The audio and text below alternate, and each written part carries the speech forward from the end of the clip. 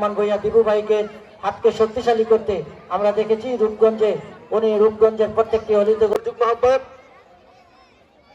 জনাব রফিকুল ইসলাম রফিক ভাই এ পর্যায়ে বক্তব্য নিয়ে আসছেন। তো আমাদের সাথে পরামর্শ করে আমাদের সাথে করে নিয়ে সকল জায়গায় উনি মুভ করতো। ওনার বিদে পৌরসভা ইউনিয়ন প্রত্যেকটা ওয়ার্ড থেকে আগত নেতৃবৃন্দ এবং এলাকাবাসী ولا تقولوا لمن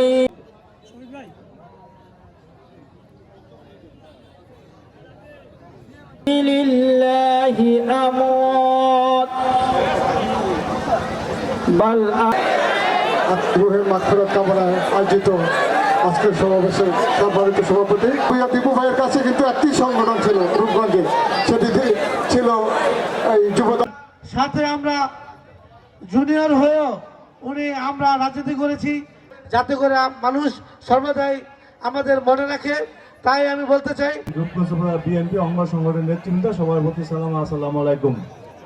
আসলে রব্বুল আলামিন যে ইফতারের আয়োজন করা হয়েছে ইফতারকে আপনি কবুল মঞ্জুর করে নিন। রব্বুল আলামিন খাস করে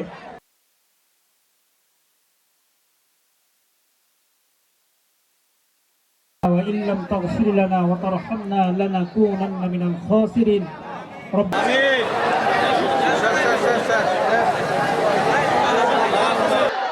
ইফতারের আগ মুহূর্তে দোয়া কবুল হয়। আমরা সবাই দোয়া করব মরহুম দেলোয়ার হোসেনের জন্য, মহান আল্লাহ রাব্বুল আলামিন যেন ওনাকে বেহেশতের সর্বোচ্চ স্থানে অধিষ্ঠিত করেন। আমরা দোয়া করব আমাদের প্রাণপ্রিয় নেত্রী বেগম খালেদা জিয়ার জন্য, আল্লাহ তাআলা ওনাকে যেন বেহেশত নসিব করেন। আমরা দোয়া করব আমাদের প্রাণপ্রিয় রাষ্ট্রপতি শহীদ রাষ্ট্রপতি জিয়াউর রহমানকে আল্লাহ তাআলা ওনাকে বেহেশত নসিব করেন। আমরা দোয়া করব আমাদের নবনির্বাচিত প্রধানমন্ত্রী জনাব তারেক রহমানকে, ওনাকে যেন আল্লাহ তাআলা সুস্থ রাখেন এবং আগামীতে সুন্দরভাবে দেশ পরিচালনা করতে পারে এই তৌফিক যেন ওনাকে দান করেন।